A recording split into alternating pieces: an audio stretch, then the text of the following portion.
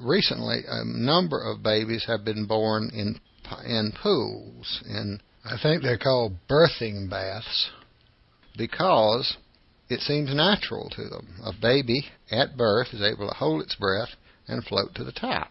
Hold its breath. This is sort of surprising in a land animal.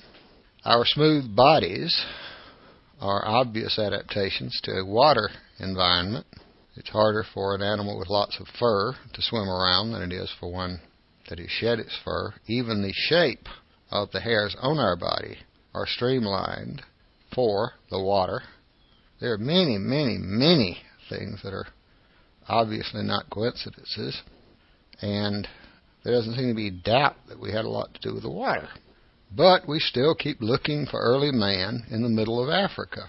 One nice thing about looking for man or civilization in Africa or in the Middle East is that there's nothing there. If you want to find early man in Europe, the places that are now settled are the very places that they would have settled. You'll have to dig up, you'll have to do your digging out in somebody's field or some village. We could learn a lot about Odinism, the old religion of Northern Europe, if we could dig under the churches of Uppsala. Unfortunately, the places of worship for the Christians were built on top of the places of worship for the earlier religion. Whereas Africa and the Middle East are wonderful because they're dead. There's nothing there. And what you would have to dig for in Europe, you just walk around and pick up in those places. So it turns out all of civilization developed right there on open ground, or in the felts of Africa, or in the deserts of Africa. Nice, easy places to find. And another interesting little coincidence is that, by and large, all the great discoveries are made where the white people have congregated, but not taken over, like in South Africa, where there's a lot of open ground and lots of anthropologists. or in the Middle East, where there were lots of Christian scholars from Europe, and which was quite stagnant nonetheless. Robert Leakey was a Kenyan anthropologist, one of the greatest anthropologists we've had, and he was born and raised in Kenya. And he got kind of tired of South Africa hogging all the publicity for early fossil finds, ancestors of human beings.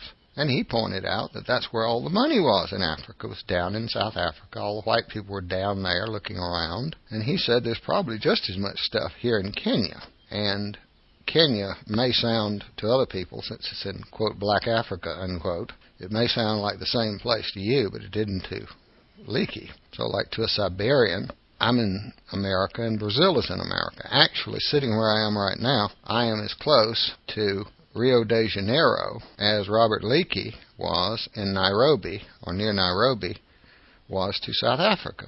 These were entirely different places, and he didn't like South Africa hogging all the publicity, and he knew why they got all the publicity for the Olduvai Gorge and the other great discoveries.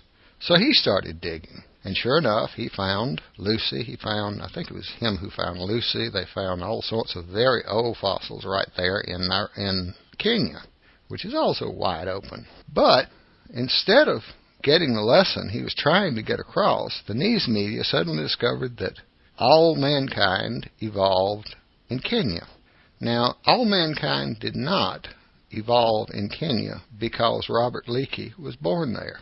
It's rather stupid, but it's much more exciting to say all mankind developed there than it is to use any logic on the thing.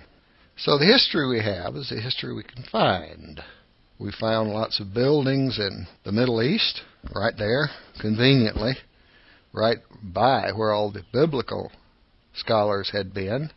There was Mesopotamia on one side and Egypt on the other, and lots of buildings there, and so it was assumed that all the buildings in the world started right there, and everything else started right there in the Middle East. And everybody believed that. We built whole theories of history on it. Complete nonsense.